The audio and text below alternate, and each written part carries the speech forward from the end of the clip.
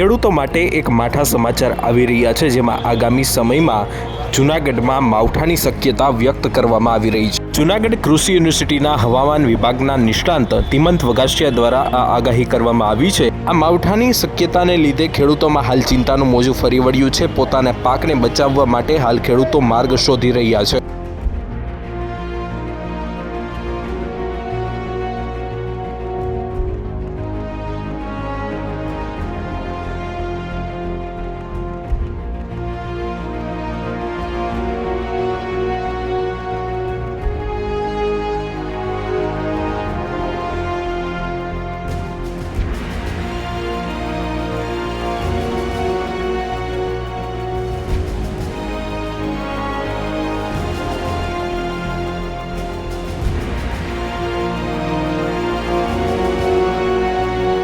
નમસ્કાર, હું તિમંત વગાસિયા, જૂનાગઢ કૃષિ યુનિવર્સિટી જૂનાગઢથી।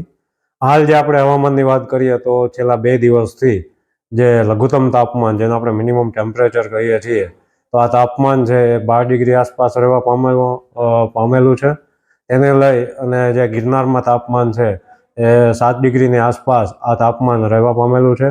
અને આજની વાત કરીએ તો આજે જે લઘુત્તમ તાપમાન છે એ જૂનાગઢ ખાતે 12 ડિગ્રી સેલ્સિયસ નોંધાયેલું છે, જે આગામી દિવસોમાં હજી પણ આ તાપમાન જળવાઈ રહેશે અને જે ઠંડીનો અનુભવ છે એ શહેરીજનોને થતો રહેશે।